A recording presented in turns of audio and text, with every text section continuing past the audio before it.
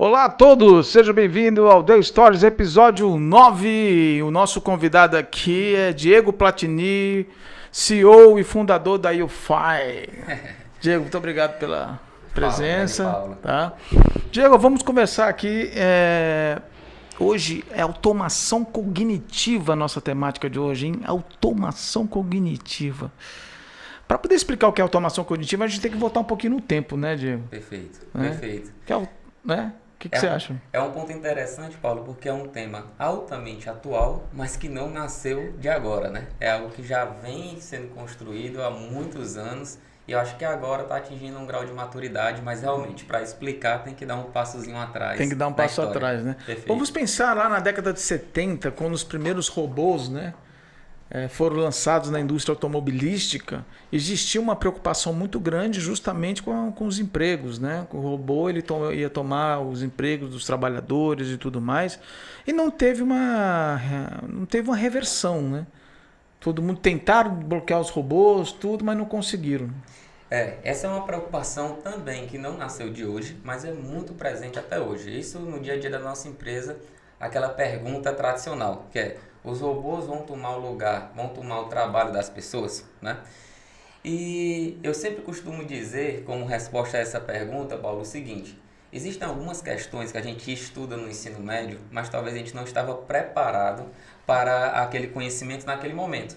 Tem uma leizinha da química que a gente estudou no ensino médio que diz que no mundo nada se perde, tudo se transforma. Lavoisier, né? Exatamente. E ele explica muito bem essa questão. Ou seja, no meu modo de ver, e o que a gente vem vivenciando, não é nem mais um ponto de vista, é o que a gente vem vivenciando no dia a dia da YouFi. Os empregos não se perdem, eles se transformam. Então, todos os nossos clientes que vêm adotando massivamente a automação cognitiva, a inteligência artificial, os robôs, o que é que está acontecendo? Ele está mudando drasticamente a estrutura funcional deles. Estão deixando sim de contratar auxiliares, mas estão contratando cada vez mais analistas, coordenadores, gestores de relacionamento. Então, nada se perde, tudo se transforma. Então vamos pensar assim, robôs não são só aqueles robôs que ficam lá na planta, né? Tomando lugar dos operadores, das máquinas e tudo mais, ele fazendo a montagem dos carros, dos produtos, dos refrigeradores. Os robôs agora se tornaram cognitivos.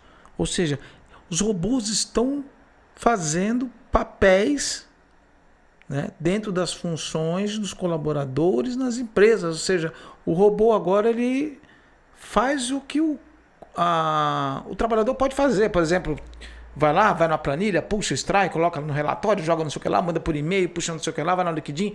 Eles já estão fazendo isso. Essa é verdade? E é o trabalho da YouFi.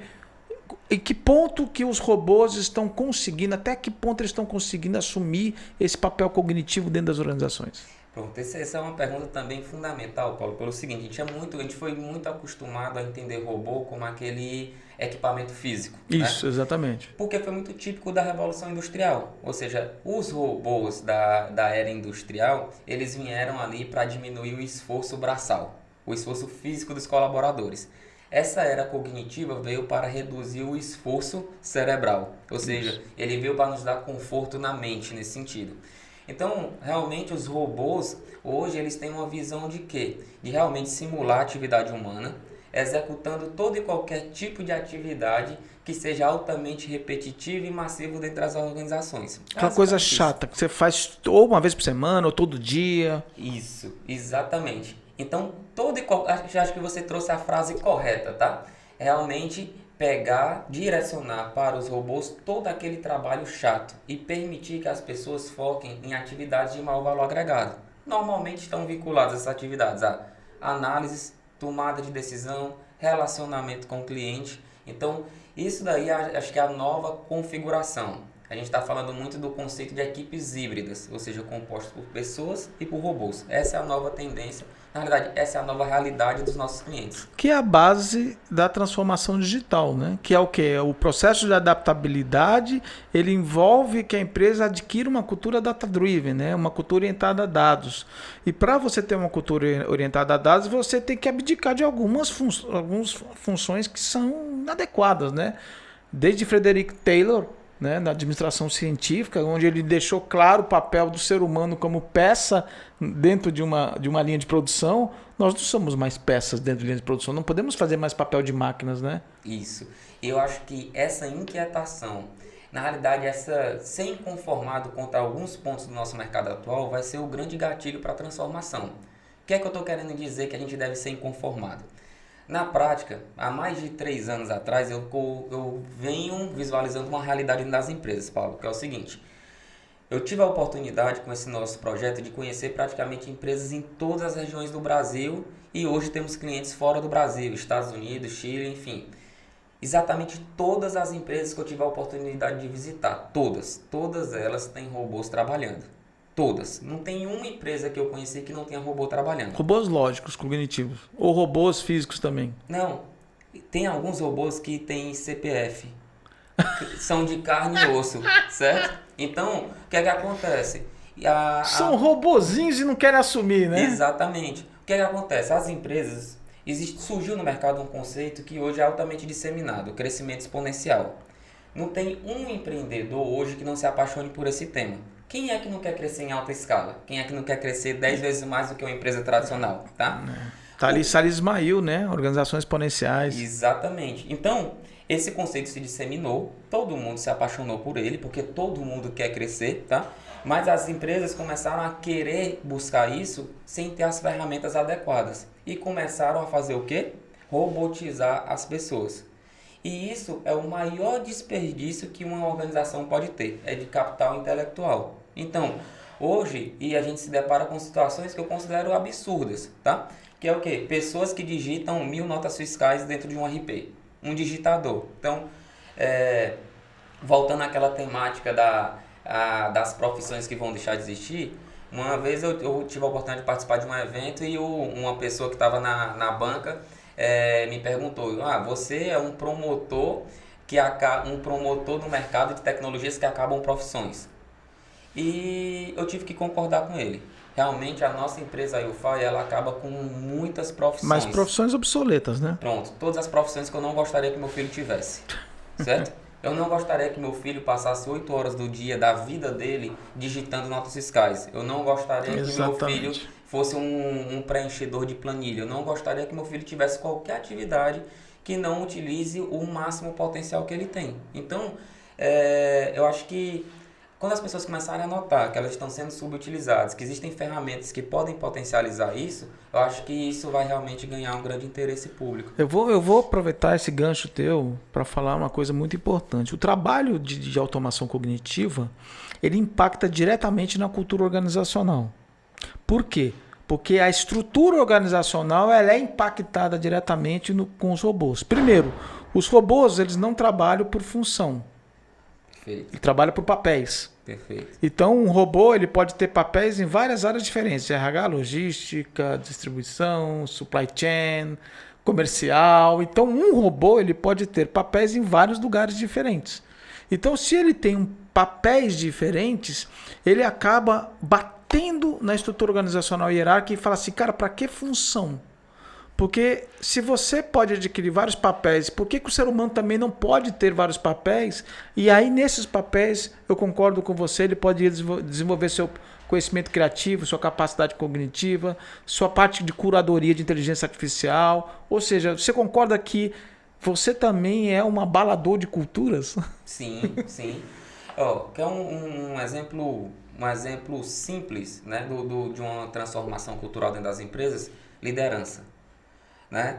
Hoje a gente é muito acostumado no modelo onde o líder enxerga a equipe dele como um recurso. Ou seja, de imediato ele é superior à equipe dele, né? Porque ele é um recurso. Aquela pessoa ela é uma ferramenta de execução de um trabalho, nada mais do que isso.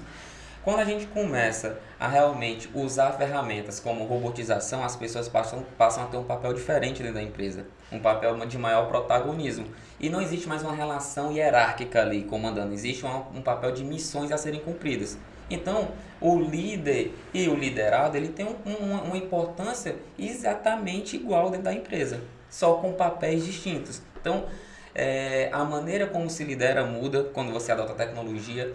A formatação, a sua empresa para de ter uma estrutura funcional triangular. O que é triangular? Cara, 50% a 60% das empresas tem ali, as empresas têm 60% dos seus colaboradores ali na base operacional, né?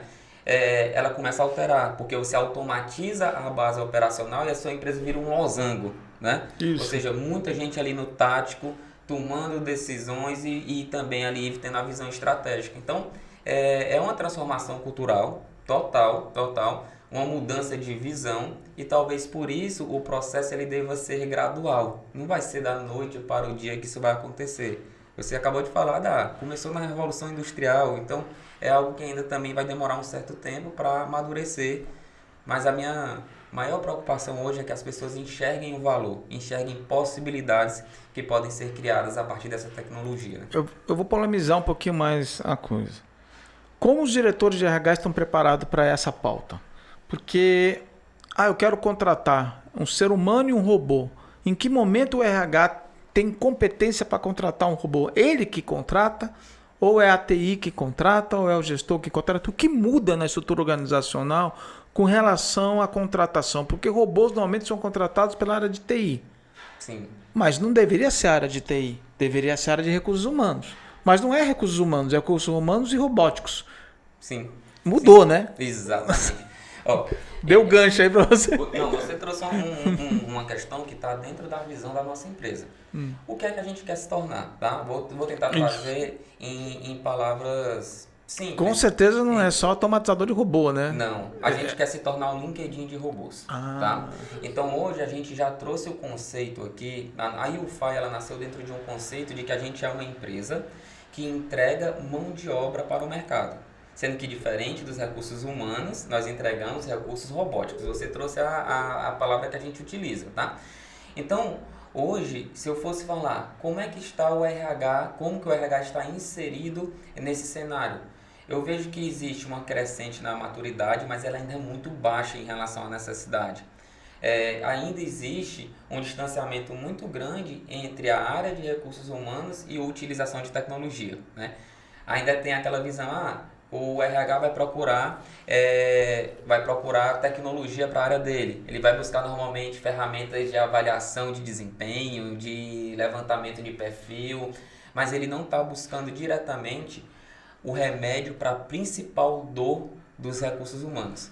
Qual é a principal dor dos recursos humanos atualmente nas empresas? Sobrecarga, né? Ansiedade pela estresse e ansiedade, porque muitas vezes estão cobrando às pessoas missões que são humanamente impossíveis. E cara, a gente precisa admitir uma coisa, tá, Paulo? Existem missões humanamente impossíveis dentro da empresa. Sim, tá? claro. Eu até admito que há um tempo atrás, quando uma pessoa chegasse para mim, meu gestor chegasse para mim e dissesse assim, Diego, digite 5.000 notas fiscais dentro do RP.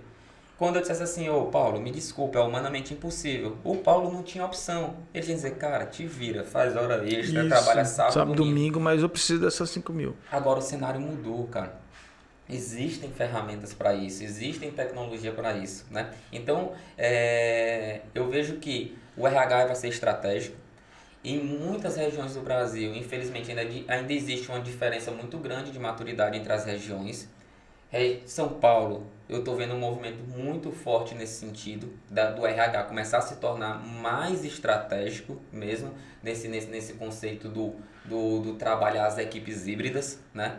E por incrível que pareça, eu enxergo que o RH, por incrível não, na prática para mim é óbvio, só não é agora. O RH ele vai ser um grande ponto de transformação, mas para isso, infelizmente, eu acho que não vai acontecer de maneira natural. A gente vai alcançar um pico que já está sinalizado de estresse e de doenças e de desconfortos emocionais para começar a ser tratado essa questão, infelizmente. Nós batemos muito, mano, nós batemos muito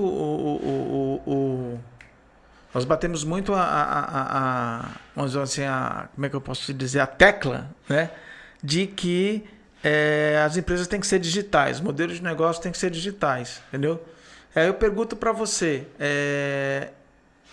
as empresas têm que ser digitais, o modelo de negócio tem que ser digital, porque se você se propor a fazer a transformação digital e a empresa tem que ser uma empresa digital, O RH tem que ser dígito, as coisas têm que ser dígito, ou seja, você tem como chegar e falar assim, olha, o recursos humanos aprenda a transformação digital, né? Aprenda a maturidade da transformação digital. O Sim. que você acha?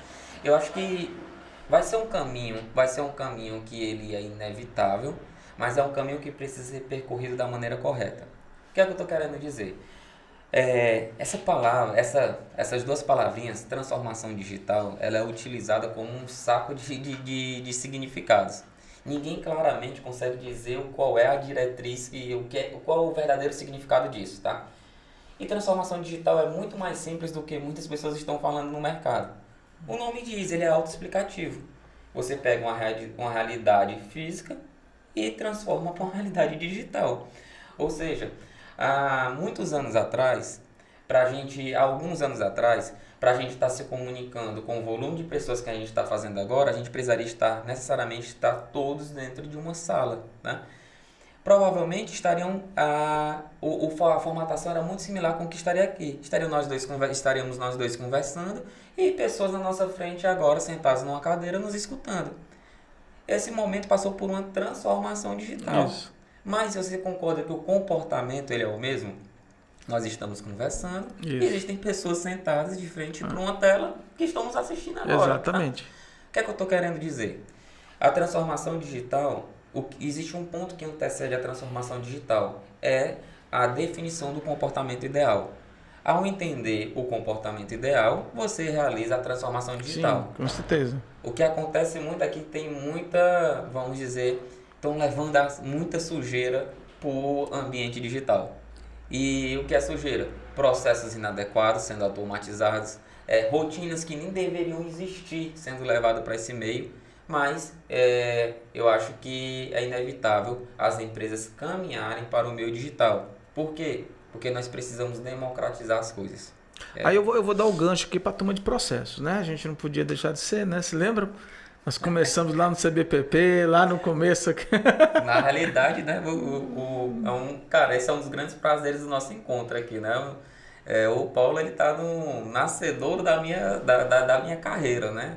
Ele trouxe ali ele trouxe pro Ceará 4 letrinhas que não significavam nada, né? CBPP. Ninguém nem sabia nem o que era. Cara, A gente, BPM, Business Process Management, quando você colocava no Google, aparecia Batalhão da Polícia Militar. E aí eu vou falar com a turma do BPM, né? Aonde entra o BPM nessa história ou não entra? Por exemplo, lá no CBOC está lá, modelagem, análise, desenho, transformação, blá, blá, blá, blá, blá, blá. Com esse modelo de automação cognitiva, aonde entra o profissional CBPP, o profissional de processos? Ele entra em algum momento? Em que momento ele entra? Porque ele entra na modelagem, ele entra na análise, ele entra no desenho, já com o modelo cognitivo montado. Onde que entra? Porque você é CBPP, você sabe muito ser dos primeiros aqui, se não o primeiro, o segundo ou terceiro, né? Não me lembro aqui, sim, do Ceará. E a gente passou por esse processo do BPM com aquela ideia, não sei se é utópico ou não, de fazer a governança orientada a processos, né? E eu sempre batia na tecla que não existe governança orientada a processos se não tiver automação cognitiva. Sim, perfeito. Né? Aí o que você me diz disso para o pessoal aí do BPM, a turma nossa aí, dos nossos amigos CBPPs? Eu vou trazer uma visão um pouco nua e crua aqui, tá, Paulo? Os profissionais de processo, eles deveriam ser, obrigatoriamente, eles deveriam ser protagonistas nesse movimento. Sendo que eu acredito que a comunidade está se perdendo nesse caminho. Por que ele está se perdendo? Porque a turma está dando maior importância à metodologia do que o pensamento voltado a processos. Então, o que é que acontece? E isso está se estendendo para todas vamos dizer, as frentes ali. Fala-se muito, por exemplo, de metodologias ágeis. Um ponto que a gente precisa saber, tipo assim, que a gente precisa enxergar, é que não existe metodologia ágil. Tá entendendo? O que existe é um pensamento ágil. Vou dar um exemplo bem simplório, talvez, aqui, com o que eu estou querendo dizer.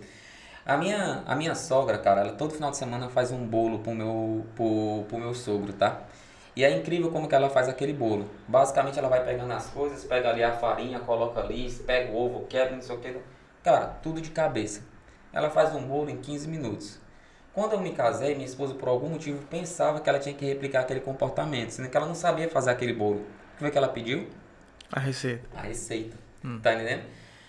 Cara, ela seguiu a receita. A modelagem do processo. O bolo saiu, tá? O bolo saiu. Não foi no mesmo tempo que a minha sogra. E também não saiu com a mesma qualidade.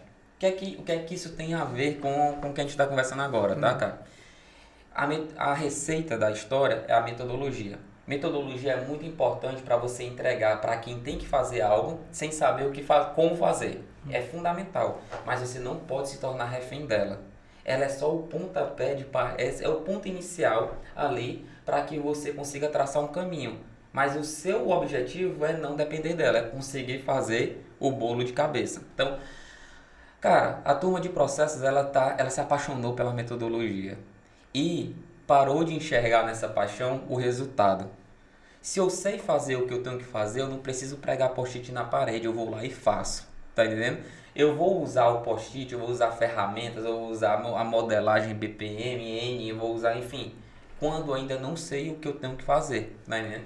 Então, acho que, cara, é um profissional fundamental. Ele tem que participar de todo o processo, do entendimento do funcionamento atual, a visão automatizada, mas não pode perder a visão do resultado. No final das contas, a gente está aqui para gerar resultado, né? Então, é essa a minha visão, cara. Profissional fundamental, comunidade fundamental, tá só se perdendo nesse caminho. Porque o robô ele desce vários níveis, né? Ele chega no nível do procedimento, né? Isso. E aí no nível do procedimento, a pergunta que já me pediram para mim fazer para você, pediram para eu fazer para você, para mim fazer foi horrível, parece um Tarzan falando. Para eu fazer era o seguinte, quem faz a curadoria?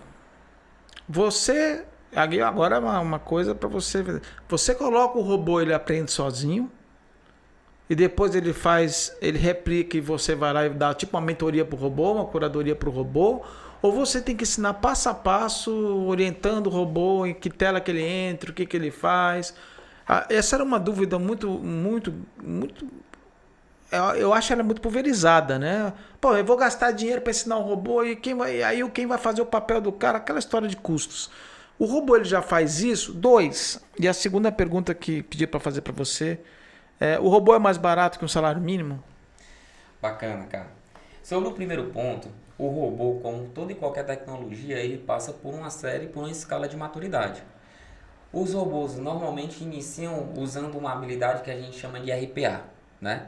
Robotic Process Automation, é isso. Ou seja, é uma habilidade voltada para atividades altamente repetitivas. Robô, acesse site tal, clique em ponto tal, digite tal informação, tá? E depois disso, o que é que acontece? Ao alcançar esse primeiro nível de maturidade, você começa a gerar dados e um volume de informação numa velocidade muito, muito maior do que anteriormente. Dentro da UFA, a gente vem medindo muito isso. E está em torno de 20 vezes mais rápido do que quando é executado por um humano. Ou seja, a gente começa a criar uma massa de dados que permite a gente trabalhar com inteligência. E aí a gente começa a entrar no mundo mais cognitivo, machine learning, enfim, outras situações nesse sentido. Mas tudo começa com trabalhos altamente repetitivos. Por isso a visão também, voltando aqui um pouco, a importância da visão de processos, porque a gente vai começar pequeno, automatizando tarefas. É uma tarefa de digitar uma nota fiscal, uma tarefa de calcular um imposto a reter, uma tarefa de, por exemplo, prospectar, buscar possíveis leads dentro de um determinado perfil, enfim. Então, começa-se com uma curadoria. A pessoa vai... Eu sempre costumo até brincar com os nossos clientes. Eu digo, cara, imagina que o nosso projeto é ensinar um jovem aprendiz com dificuldade de aprendizagem a executar o trabalho. Se a gente vai definir o micropasso que ele vai executar, tá? Então, a curadoria muito ali individualizada. Num segundo patamar, o robô começa a ter a capacidade de gerar uma inteligência própria e de ir remodelando o seu processo a partir desses insights. Chega a algum nível básico de machine learning, não? Cara, sim. Temos alguns cases nesse sentido, tá? Por mais que a maioria das empresas e dos clientes que a gente vem se deparando ainda não tem uma maturidade básica Por quê? Porque ainda, aí vem a mudança de cultura. Culturalmente, as empresas brasileiras não se preocupam muito com o maior tesouro que elas têm, chamado dados. Tá entendendo? Como que se cadastra, começando desde, como é que se é feito um cadastro dentro do RP, como é que se estrutura o seu banco de dados, são preocupações que normalmente são deixadas de lado, né? Então, hoje, um dos maiores desafios, quando você fala de machine learning, quando você fala de inteligência mesmo artificial no nível mais cognitivo, é realmente o saneamento de dados. Porque senão, o que acontece? Duplicidade de registro, que tem muito, né? Cadastro duplicado. Cadastro duplicado, não ter, por exemplo, aquela preocupação de manter uma integridade. Paulo Carvalho, existem diversos no Brasil, né? Mas o CPF do Paulo Carvalho, ele é único nesse sentido. Mas eu vou descer um nível aqui, vamos lá. Eu digito lá vários boletos, lá, eu lanço contas a pagar direto lá no sistema. Se eu contratar um robô, como é que é o passo a passo? Em que momento que eu tenho que ensinar? O que você instala? Em que momento que ele me dá produtividade? Um fluxo bem curto aqui para quem não sabe como é que funciona um robô. Veja agora com a gente. Essa tua pergunta é interessante porque tem um case nosso que vai do repetitivo ao cognitivo. Exatamente nesse processo aí da área financeira. Então, imagine que um cliente nosso chegou e disse assim, eu quero automatizar toda a parte de gestão do meu contas a pagar dentro da minha empresa. Então, o primeiro passo que a gente disse para ele é como é que funciona o teu fluxo atual. Ele disse, eu utilizo hoje o Banco Itaú, eu lanço no meu RP, é feito ali uma carga de dados do meu RP lá pro Itaú, depois eu vou ver tudo que foi executado, né? Baixo os comprovantes, salvo numa pasta, enfim. Então, o primeiro passo, entendimento do processo. Isso é desenhado? Desenhado, por vocês, pelo UFI. Exatamente. O nosso time, ele modela esse processo. Ao modelar o processo, a gente ensina o robô a executar, né? Como eu disse, o nosso propósito é entregar o funcionário... Mas é uma modelagem em 2 níveis abaixo, né? Isso, exatamente. Não é só as caixinhas, você tem que mostrar o procedimento também. A tela do computador, nível de clique, nível de inserção de dados, num nível mais baixo possível nesse sentido. Nível de tarefa mesmo. Exato. Então, mapeamos o processo, ensinamos o robô. Então... E a gente entrega o robô pronto para trabalhar e mantém ele trabalhando todos os dias. Então, o robô ele é instalado numa máquina, numa infraestrutura, ou pode rodar na nossa nuvem ou na nuvem do cliente. Enfim, isso para a gente aí acaba sendo indiferente. Porque o robô ele é como se fosse um aplicativo da Play Store, da Apple Store. Você vai lá, baixa, a gente manda atualizações, enfim. Então, depois de desenvolvido e de instalado, o robô começa a ser executado e nós desenvolvemos uma plataforma onde você faz a gestão da rotina do robô, similar a um funcionário. Lá você acompanha o histórico de trabalho dele, você cria a agenda de trabalho. Se o robô quer que você trabalhe segunda, quarta e sexta, eu quero que você trabalhe 2 horas da manhã, enfim. Você tem feedbacks do trabalho dele, ou seja, uma gestão muito similar à de um funcionário tradicional, né? E aí, nesse caso, o robô começou a trabalhar fazendo o quê? Fazendo a baixa, salvando os comprovantes do contas a pagar, sendo que quando ele faz isso, ele vai começando a registrar o quê? Ele começa a entender, caramba, cara, a empresa do Paulo, ela gasta aqui X mil reais com logística, X mil reais com a parte administrativa, tanto de cobrança, tanto nisso aqui, ele vai registrando essas informações, vai criando uma massa ali nesse sentido. E o cliente assim, agora eu quero que o robô me dê insights sobre possíveis inteligências financeiras, possíveis ganhos financeiros que eu venha a ter. E basicamente a gente ensinou o robô, num segundo momento, a responder algumas perguntinhas, Paulo. Tua empresa dá lucro ou dá prejuízo, né? Então o robôzinho ele dá para ti, periodicamente, assim, Paulo, tua empresa ela dá prejuízo, certo? O principal motivo do prejuízo dela não é nem porque a tua receita não cresce, é porque teu custo está crescendo numa velocidade acima da tua receita. O principal custo que está crescendo é com o custo logístico. E cara, tu precisa, para reverter esse caso, tu precisa reduzir o contrato com a XYZ transportadora em 17%, senão tu não vai sair disso, tá, né? Então, o que aconteceu? O robô saiu de um trabalho altamente repetitivo... Mas ele gerou informação suficiente para tomar a decisão baseada em dados. Exatamente. E no segundo isso momento... também é feito por vocês também. Tudo.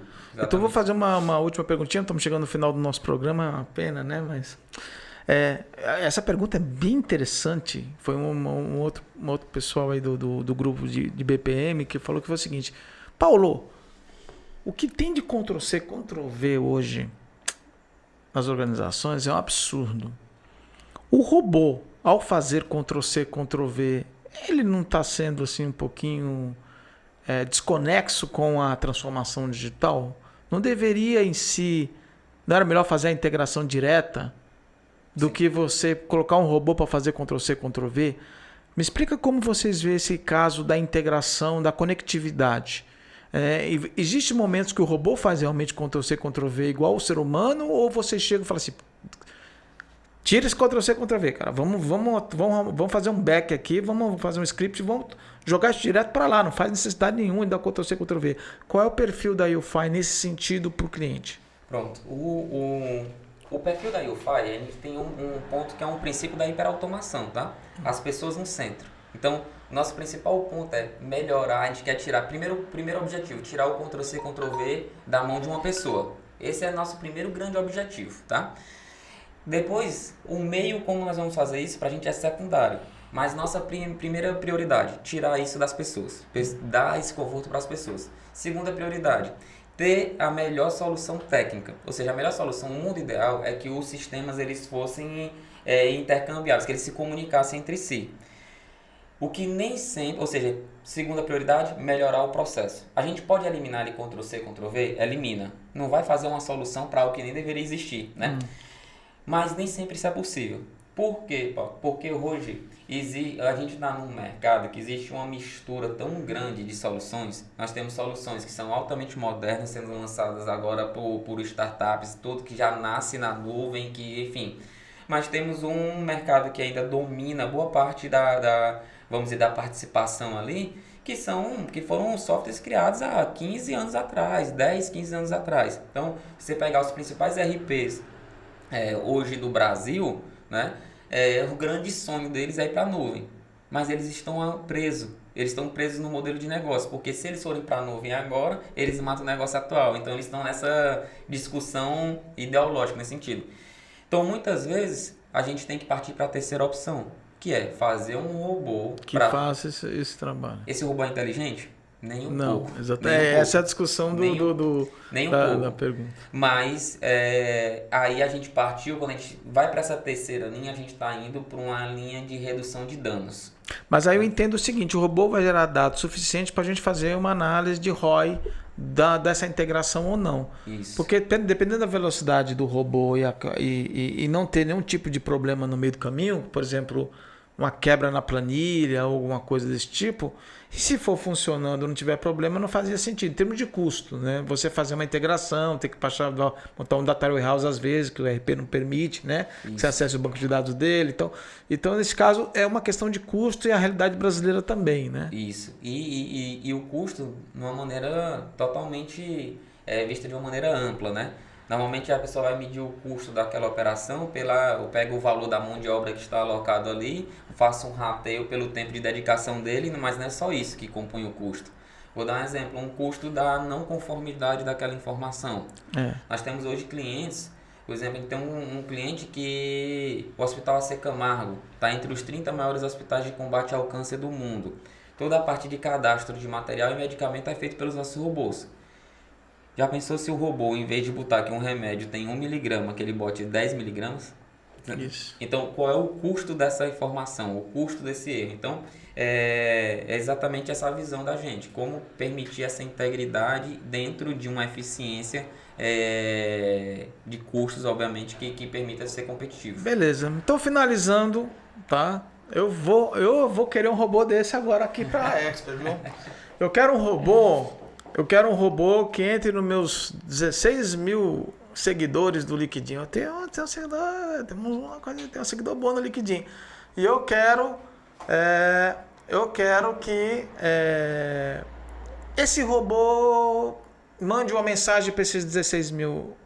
Como é que eu faço para contratar junto com a UFI? como eu contrato, quais são os contatos, como eu vou fazer essa contratação, se é possível ser feito isso ou não é feito isso. E aqui o nosso diretor acabou de dizer aqui, mandou uma mensagem para a gente aqui, que ele quer um podcast, você já está convidado, o próximo podcast para a gente falar automação cognitiva na área de saúde, especificamente. Você topa? Cara, vai ser um prazer. E a gente tem muitos cases interessantes nessa área, tá? Então pronto. Então na próxima aí nós vamos fazer um podcast, vai voltar mais rápido que você imagina. Bacana, fantástico. Diego, fantástico. então para finalizar, a bola é tua. Bom, pessoal, hoje nós temos dentro da UFI a possibilidade de entregar robôs totalmente customizados, mas eu queria convidar vocês também a acessar lá o nosso site www.ufy.com.br e conhecer a nossa Play Store de robôs, tá? Ou seja, robôs prontos para trabalhar, onde você consegue lá entrar em contato com o nosso time e já fazer uma contratação rápida e ter esses robôs compondo seu time. Então, um dos exemplos é robôs voltados para prospecção, como eu vou contratar já. Então, é isso. Acho que vale a pena experimentar ter um robô na sua equipe, né? E usufruir dos benefícios que ele pode te dar, que é basicamente ter tempo pro que mais importa. Diego, e para as pessoas que quiserem bater um papo contigo, quais são os seus canais aí?